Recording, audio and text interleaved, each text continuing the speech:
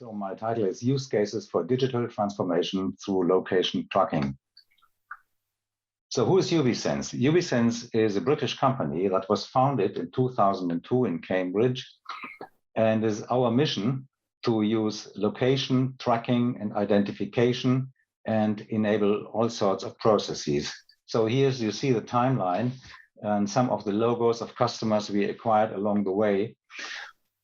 It had already been said that there are a wide variety of location technologies like RFID and GPS, of course, you all know. But Ubisense specializes first in ultra-wideband. That is a part of the electromagnetic spectrum above about 4 gigahertz, and also has a software solution that combines enables to integrate all of the mentioned different technologies. So Ubisense wants to track real-time location, movement, and interaction of people, devices, and products in all kinds of manual processes. This is especially relevant for industry. So many presentations have tackled the thing, digital twin, what is that?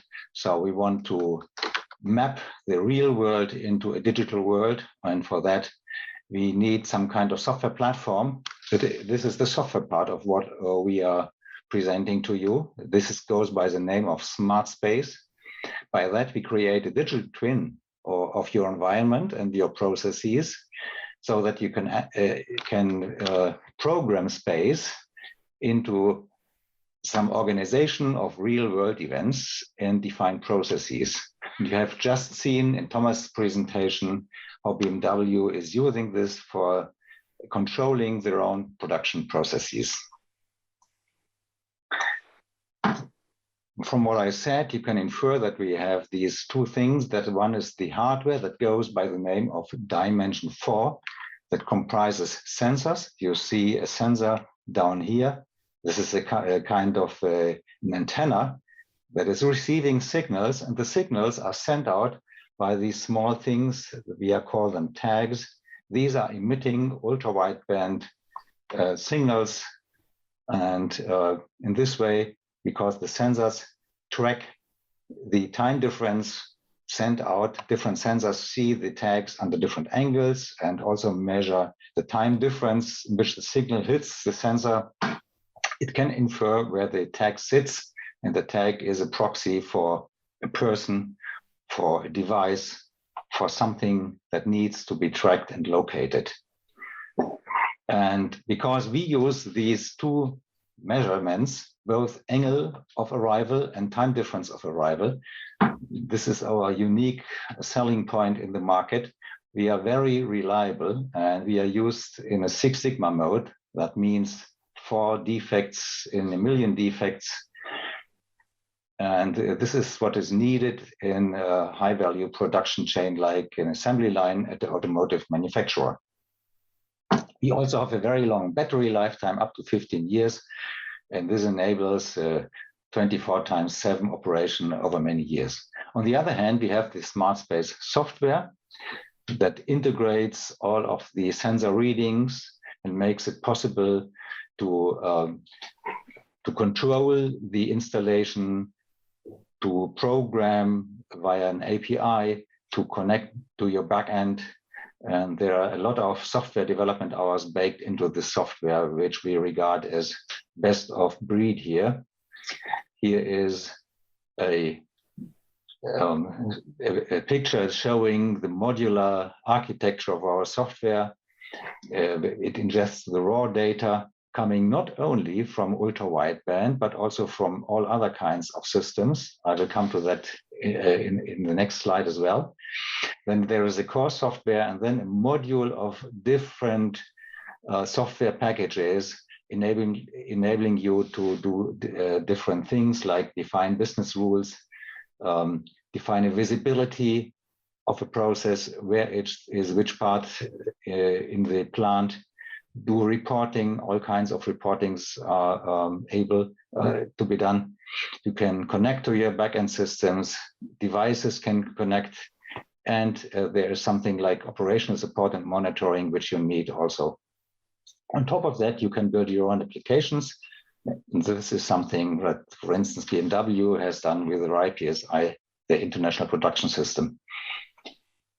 So here you see there are a variety of technologies, all of which can be integrated into our smart space. Ultra-wideband RTLS, this is our own hardware, but equally well, we integrate with GPS, with barcode scanning, with RFID, with Bluetooth low energy, and also with vision systems.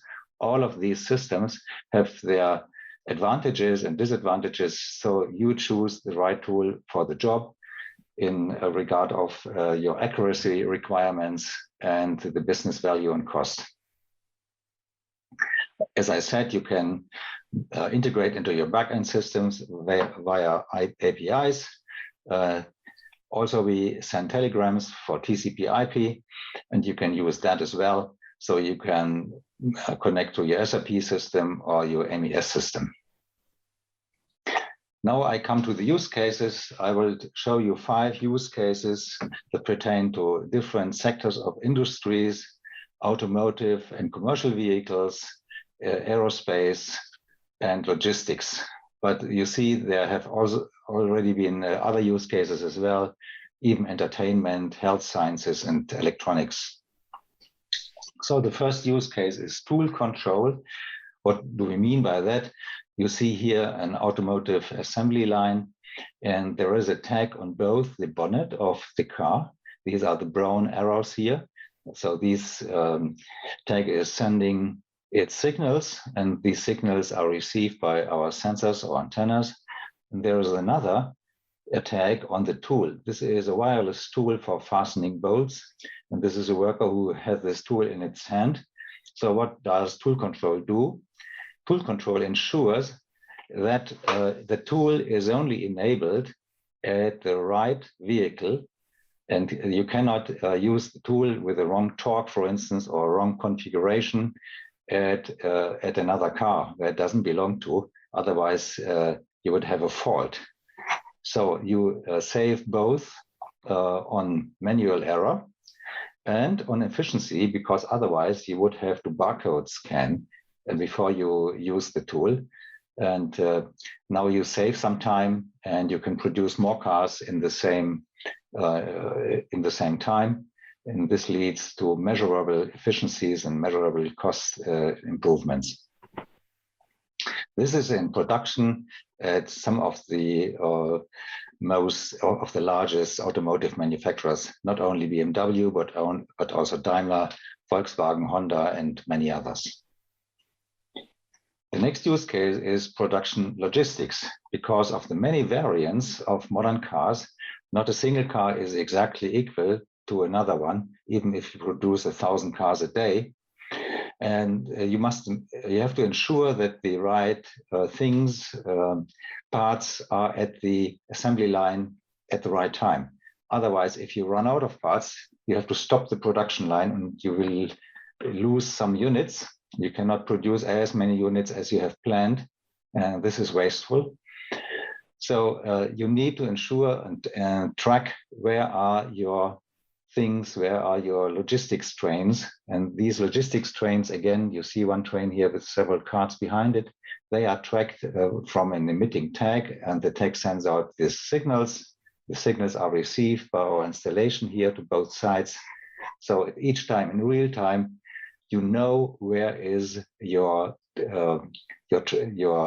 assembly parts, and you can direct them to the right location at the assembly line.